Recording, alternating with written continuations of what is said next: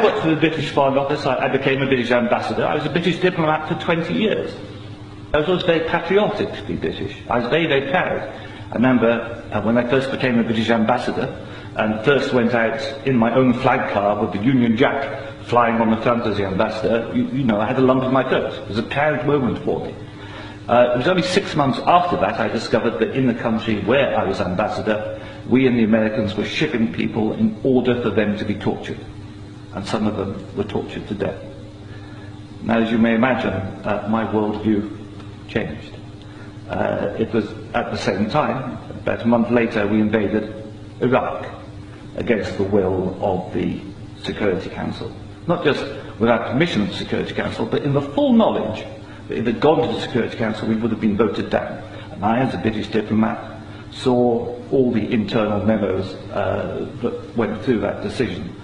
I know for certain, I used to be head of the FCO unit that monitored Iraqi weapons of mass destruction. And I know for certain, I can tell you, that they knew there weren't any. It wasn't a mistake, it was a lie. I think it is impossible to be proud of the United Kingdom. I think when we invaded Iraq, we did to the United Nations what Hitler and Mussolini did to the League of Nations. And I think what we've done since, where the truth is often much hidden, in the bombing, if you look at Libya, disaster now, we bombed it, we killed 15,000 people when NATO bombed Sirte, something they never told you on the BBC. And did we make it better? No. I saw in Uzbekistan, I saw the gas contract signed by Enron, and a company called Unocal, which George Bush Sr.